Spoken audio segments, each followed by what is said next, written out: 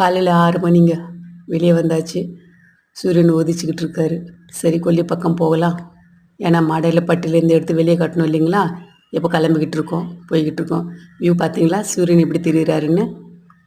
சரிங்க வாங்க போகலாம். இதாங்க நம்ம கொல்லிக்கு போகிற வழி. வழி தெரியுதுங்களா? இந்த பக்கம் அந்த பக்கம் வேலி மாதிரி இருக்குது.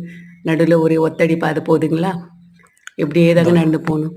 பார்த்தீங்களா நம்ம கொல்லிக்கு வந்தாச்சு. வந்ததுக்கப்புறம் வாழை செடியில் தார் நல்லா தேறி இருக்குது. அதனால் சரி வெட்டிட்டு போகலான்னு. ஏன்னா இதை விட விட்டோன்னா குரங்கு வைக்காது. இப்போவே ஆல்ரெடி கடிச்சு வச்சிருக்கு. அவ்வளோதாங்க, ஒரே வெட்டு. பார்த்தீங்களா, ஒரே வெட்டு வெட்டியாச்சுங்க. இதை எடுத்துமே பழுக்க போடணும்.